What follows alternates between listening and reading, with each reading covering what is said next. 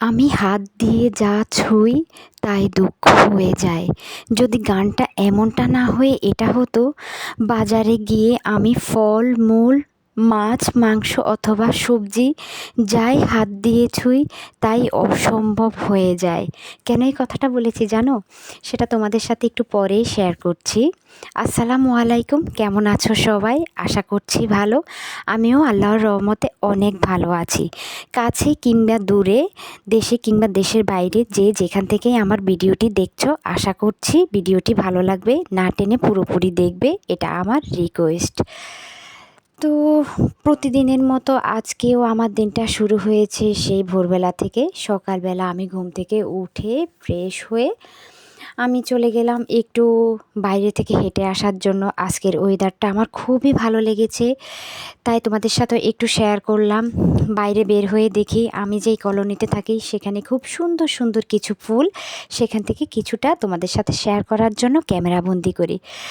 দেন হচ্ছে আমি হেঁটে বাসায় চলে এসে তারপর মেয়েকে রেডি করে এই কোনো রকমে ফাঁকিবাজি নাস্তা দিয়ে মেয়েকে স্কুলে টিফিন এবং খাওয়াই পাঠাই দিই, মানে আমি নিয়ে যাই। মেয়েকে স্কুলে দিয়ে সেখান থেকে বাসায় ফিরে আসার জন্য যখন আসবো তখন খুব সুন্দর টাটকা টাটকা সবজি দেখতে পাই। তো সেখান থেকে কিছু সবজি কিনতে যাই।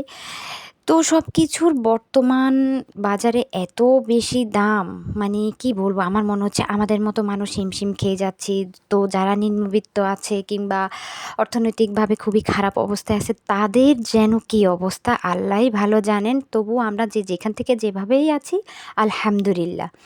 তারপর আমি ওখান থেকে একটু কলমির শাক নিই, তারপরে আমি নিয়ে নিই কাঁচা পেঁপে, সাথে একটা লাউ নিই, আর শেষে কিছু আমড়া নিই। আমড়াগুলি ভালোই ছিল, খুব সুন্দর। আর আসার সময় একটা কাঁঠালও নিই আমি। কাঁঠাল ছোট্ট দেখে একটা কাঁঠাল নিই, যেহেতু বাসায় অত খাওয়ার কেউ নেই, আমি আর আমার বাচ্চারা। এগুলি আমি বাসায় এনে তারপর ভালোভাবে হ্যান্ড ওয়াশ করে নিজের নাস্তাটা সেরে ফেলি। একটু সিদ্ধ ডিম খাই আর আমি কফি খেয়ে নিই।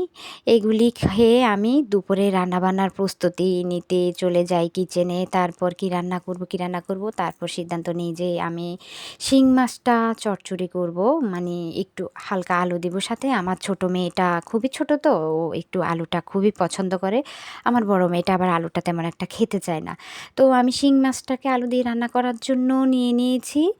আর সাথে নিয়েছি আমার জন্য কাঁকরোল আর আলু। এটা আমি রুই মাছ দিয়ে রান্না করব।